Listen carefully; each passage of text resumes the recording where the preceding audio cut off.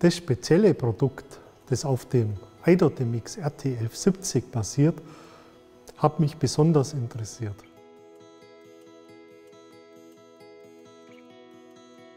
Das ist genau eine CPU, die zwischen Microcontroller und einer CPU steht.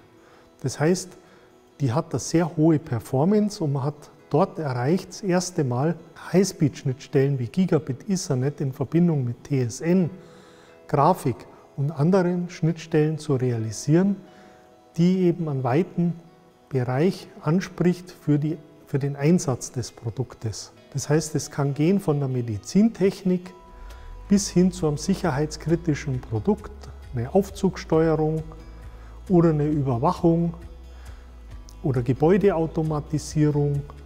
Also da sind fast keine Grenzen gesetzt, überall da, wo man Low Power braucht, aber schnelle Datenkommunikation. Bei dem Modul waren die größten Herausforderungen die Größe, weil wir haben uns zum Ziel gesetzt, das nur 31 x 31 mm groß zu machen als LGA-Modul, dass es wirklich schlank ist, dass es in viele Applikationen, vielleicht auch in Handheld-Gerät passt, dass es sehr flach ist, dass es aber auch sehr robust ist, dass es auch für harte Industrieumgebungen geeignet ist.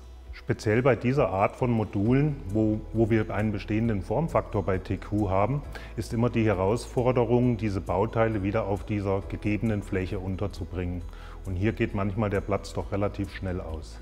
Die Herausforderung mit gerade diesem engen Platzbedarf besteht natürlich immer, man hat Prioritäten auf so einem Modul, wo man sagt, es gibt kritischere Schnittstellen und es gibt weniger kritische Schnittstellen.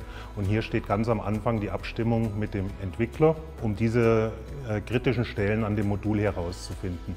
Und hiernach setzt man im Layout dann die Prioritäten, was muss ich zuerst platzieren, damit dann wirklich am Ende, sage ich mal, für alle Signalgruppen das Beste herauskommt. Es war zwar eine Herausforderung für das Layout, aber unser Layouter hat da wirklich tolle Arbeit geleistet. Ja, ich denke, was mich ein bisschen auszeichnet, ich habe wirklich Spaß daran, so Probleme zu lösen. Und das ist ja eigentlich so Layout, man kann es etwas vergleichen wie ein Puzzlespiel.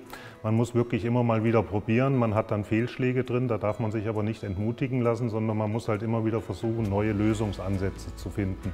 Und das ist halt was mir wirklich Spaß macht, einfach mal ausprobieren und schauen, wie kommt man hin, kommt man nicht hin, muss man einen neuen Lösungsweg wählen und eben so weit probieren, immer wieder probieren, bis man die Lösung gefunden hat. Ist nicht immer ganz einfach, tut manchmal auch etwas nerven, aber am Ende, wenn das Produkt dann steht und man das alle Anforderungen unterbekommen hat, ist das dann doch immer wieder ein tolles Gefühl. Da das erste Produkt ist mit so einer sogenannten Crossover-CPU, habe ich mir persönlich zum Ziel gesetzt, das Produkt, weil es eine ganz neue Herausforderung ist, erfolgreich zu machen. Dazu gehören natürlich auch Kunden, die uns vertrauen, die wir mit dem Produkt begeistern können.